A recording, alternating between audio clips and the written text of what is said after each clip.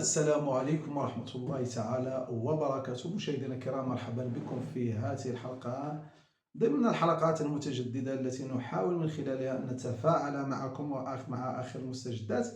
الحلقة ديال اليوم بغيت نتفاعل معكم في الخرجة الإعلامية ديال السيد عبد الإله بن كيلان، الذي حاول من خلال مداخلة أو مؤتمر أو ندوة صحفية توجيه للحكام العرب والملوك والرؤساء والزعماء الذين من المفروض غدا إن شاء الله أن يجتمعوا من أجل تدارس الرد على انتهاك الصارخ لإسرائيل للسيادة القطرية.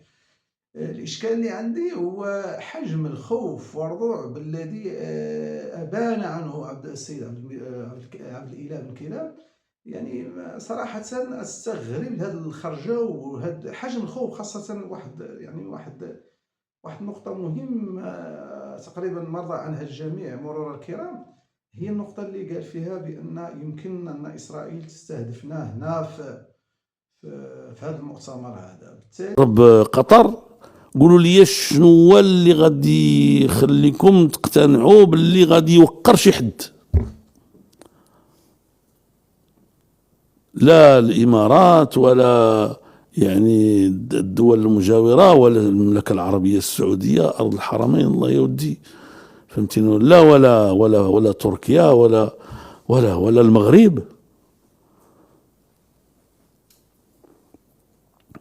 المغرب ولا الجزائر ولا تونس ولا ليبيا ولا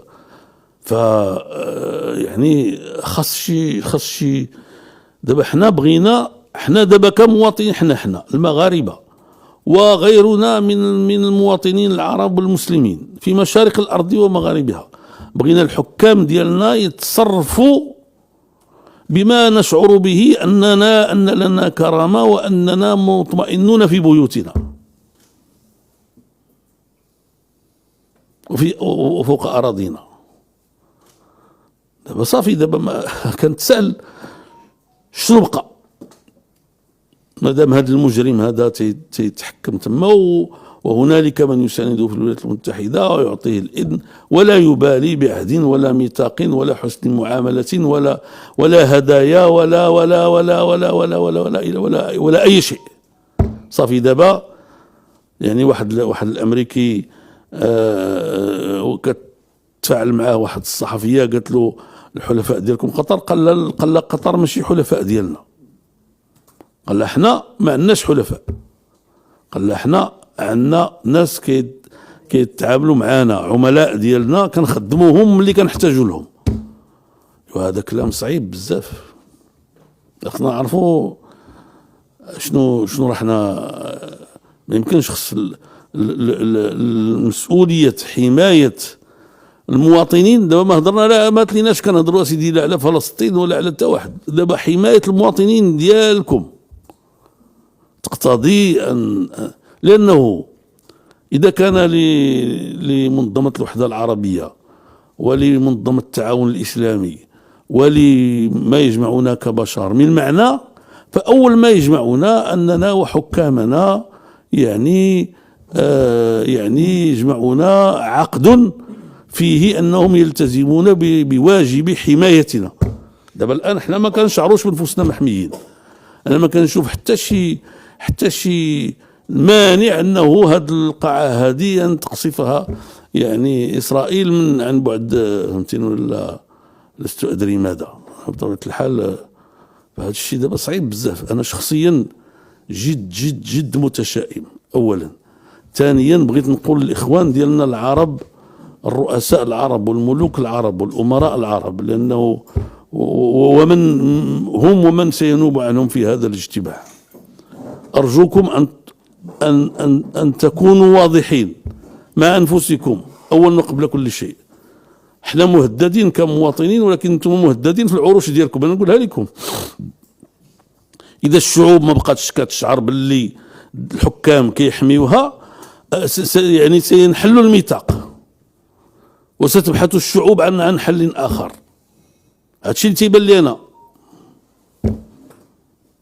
هذا هو المنطق ديال السياسة. إلا كنت أنا كنفهم شي حاجة في السياسة، إيوا طيب، غتقول لي السي عبد الاله وشنو تتقول لهاد الاخوان الرؤساء العرب والامراء العرب والملوك العرب؟ واش تقول لهم يشعلوا الحرب على اسرائيل؟ سيدي ما نقول لهم شي يديروا الحرب على اسرائيل. وان كان كيبقى داك الشيء اللي كيديروا غير اليمنيين، خلي كاع ايران بعيده، غير داك الشيء اللي كيديروا اليمنيين راه اعجوبه الزمان. كيتحداو امريكا وكيتحداو اسرائيل وكيتضاربوا معاهم، وهذوك تيصيفطوا لهم يعني 10 ديال الصواريخ، اخرين كيصيفطوا لهم غير صاروخ واحد كيبداو يبكيو. ولكن حنا ما غنوصلوش لهذا الشيء. ما طلبنا من الرؤساء العرب ديالنا والملوك العرب ديالنا والامراء العرب ديالنا، ما طلبناش من حتى شي واحد منهم يعلن الحرب على اسرائيل. ولكن يعني هاد السياسه ديال الود شنو هو المعنى ديالها؟ يعني هذا حجم الخوف والرعب صراحة ليس بمنطقي، وأنت في الدولة المغربية التي أدارت هذه المعركة منذ زمن بعيد، وتموقعت في موقع يضمن لها يعني الابتعاد إلى حد ما مما يقع في الشرق الأوسط. وأنت راك عارف هذا الشيء سي بن كيران، وعارف بأن الحزب ديالكم محترم هو من وقع على التطبيع. المشكل اللي خص يفهم السي عبد الاله بن كيران في شخصية أحترم الحزب وأحترم مناضليه، راه الحزب الذي كان يدير الحكومة السابقة هو من وقع على التطبيع. ملي كنقولوا أنت اللي وقعت على التطبيع اليوم، راه واعرين كجمهور عامي وعادي أننا نستوعبوا بأن هذاك الحزب الذي وقع على التطبيع اليوم يخرج ويدين ويستنكر إذا يعني حجم الدمار والإبادة. وهذا راه موقف يعني إنساني عالمي موحد، الجميع يدين ويستنكر هاد يعني الإبادة التي يتعرض لها الشعب الفلسطيني الشقيق في قطاع غزة. حجم مهول، حجم خطير، يعني صراحة يعني راه الجميع، راه الإنسانية اليوم تبكي على هذا الوضع. وللأسف يعني بحال ما قلتي ترى الكرة الآن في ملعب الحكام العرب وكذلك حكام الدول الإسلامية. غير أنا يعني النقطة التي أثارتني هو هذا حجم الخوف والرعب. وأنت في الدولة المغربية التي إذا كتتبع من برا وكتشوف بأن الموقع الذي تموقعه المغرب، يعني ما تنيش أنا نفترض أن نمشي معك أن حماس كان في المغرب، هل تجرؤ إسرائيل على استهداف المغرب؟ بالإضافة إلى مجموعة من الدول، مثلا نقولوا تركيا، مثلا المغرب وتركيا في موقع لن يسمح لإسرائيل تجرؤ وأنها تستهدف المغرب، لأن المغرب بعقيدته العسكرية ما غاديش ننتظر بأن الإدانة ومجلس الأمن، أكيد أن غيكون عندهم ردة فعل اللي هي آنية وفي حينها. ولكن المشكل ديالك أنك صورتي قزمتي من الجيش المغربي والتجربة المغربية وحتى الدبلوماسية المغربية التي يعني تموقعت من داخل الساحة الدولية في موقع يسمح لها بأنها ما تورطش في هذه المعارك، لأن لا رهان على العرب. وهذه خلاصات الدول العربية، وهذه خلاصات يعني خرجت بها المغرب منذ زمن ليس بالبعيد، وحاولت أنها تدبر بالمنطق ديال أن العرب، وهذا راه إجماع دولي وإجماع شعبي وإجماع ديال الجميع، بأن الإدانة وهذه اللغة اللي قلتي ديال الإدانة والاستنكار هي اللي سايدة في ردود الأفعال الدول العربية. المشكل ديالك السي بن كيران أنك خصك يعني تشكر الدولة المغربية بمؤسساتها الأمنية والاستخباراتية والعسكرية اللي موفرة لك هذا الجو ديال الحماية. وتبارك الله الأتباع ديالكم والناس يعني المنتمين لإطار الإيديولوجي اللي يشتغلوا ضمنه الحزب، تبارك الله كيخرجوا بشكل يومي. والدولة التي تحمي هذا الحرية في التعبير وكتعطي يعني حيز، لأن الشعب المغربي من الشعوب القليلة العربية وتقريبا الوحيد اللي كيخرج بشكل يومي وبشكل أسبوعي في العالم العربي وبشكل دوري.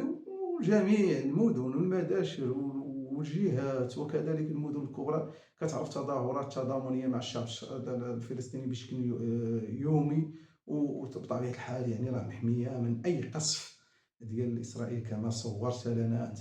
بالتالي أن تقزيم يعني الدولة المغربية في وتقول بأن يمكن أن إسرائيل تستهدف هذا المؤتمر وتقوم بتوجيه الحكام والزعماء العرب اللي غادي والمسلمين اللي غادي يجتمعوا غدا في الدوحة من أجل الاستنكار والإدانة ديال هذا التدخل السافر أو القصف أو انتهاك السيادة ديال قطر.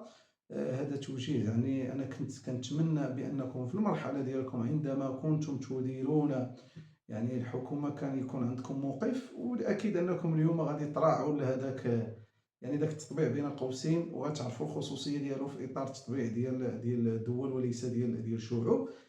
شخصيا أنا مازال يعني ما عرفتش كيفاش غديروا لهاد التخريجات تقنعوا الشعب المغربي بأنكم اليوم أنتم ضد التطبيع، وبالأمس أنتم من وقعتوا على التطبيع. واخا تقول بأن راه فرض علينا وهذا توجه ديال الدولة، ولكن كان تخرجوا بموقف يعني يمكن أنه يحصن أو يضمن لكم ماء الوجه أنكم ترفضوا، ولما لا كاع تستقلوا من الحكومة. ولكن نتوما مشيتوا سايرتوا تطبيع وقعتوا ليه، اليوم كلامك مردود عليه. ولكن أنا يلاه بديت كنفهم علاش الدولة المركزية أو النظام بشكل عام ما عطاش لرؤساء الحكومة، لا انت لا الدكتور سعد الدين العثماني وراك، ولا عزيزة خنوش، وكذلك الرؤساء اللي سبقوكم تدبير ديال الشؤون الخارجيه. لان بالشكل اللي يعني تفاعلتي به كتبان بانك لست من حجم الزعماء اللي يمكن انهم على الاقل يحصنوا ويضمنوا الهيبه ديال الدوله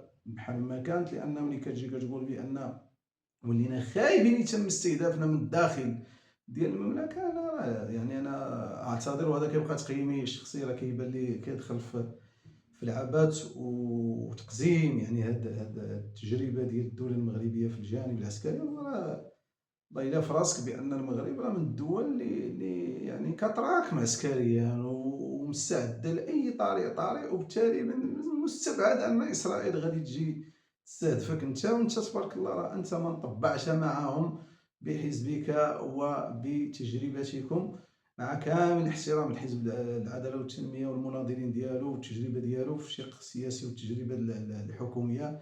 الحديث هنا اتحدث عن هذا الجانب، تعاطي بن كيران مع الشأن الخارجي. كيبقى تفاعل شخصي. انا صراحه حسيت بان بن كيران يعيش الرعب، يعيش الخوف، في حين بان جميع احرار وشرفاء البشريه والانسانيه اليوم اصواتهم تصدح بالمطالبه هذه المنظومه البشريه للاسف التي أصبحت مشيطنة ضرورة إيقاف هذا الحجم ديال الإبادة. ولكن أؤكد لك بأن هي مسألة وقت، هي مسألة سبحان الله. دابا يعني هذا الحجم ديال الدمار والموت والرعب والعذاب اللي تعذبنا كاملين، ماشي قطاع غزة، راه بشكل يومي جميع الشرفاء ديال البشريه راه كيتعذبوا ويتألمون بحال كاينين تما في غزه. ملي كيشوفوا دوك المشاهد ديال الاطفال وديال النساء وديال الشيوخ وديال الشباب وديال الصحفيين يقتلون وينكل بهم بشكل يومي ودون ان تتحرك البشريه، هذا راه عيب وعار، وهذا يحز في النفس. ولكن اؤكد لك واؤكد كل ما يتابع هذا الملف بان الله سبحانه وتعالى سوف يتدخل بأي شكل من الأشكال من أجل إيقاف هذا الدمار وهذا الإبادة. والأكيد أن هي مسألة وقت، والأكيد أن قراءتي أنا بعد الشخصية والتفاعل معها خطر. راه عندما استهدفت إسرائيل قطر راه حسابات جد دقيقة، لأن استهداف قطر، وأنا كنت من الناس من خلال النقاشات مع مجموعه ديال المهتمين بهذا الموضوع، ومجموعه من الاخوه والزملاء والاصدقاء اللي بشكل تقريبا دوري كنتفاعلوا في هذا المشكل مستجدات الشرق الاوسط، وهذا المشكل ديال الاباده اللي كيتعرض له الشعب الفلسطيني. انا كنت كنقول بان كان على العرب في مرحله معينه في البدايات، راه فشل المفاوضات، راه فشل قطر، فشل مصر في تدبير هذا الملف. كنت انا كنظن بان لو ان الملف في بدايته تم سحبه من قطر ومصر وتم تسليمه مثلا للمملكه المغربيه والمملكه السعوديه، كنت كنظن بان غادي تكون نتائج ايجابيه، وكان هذا الحجم ديال الاباده غادي نكونوا وقفنا فيه.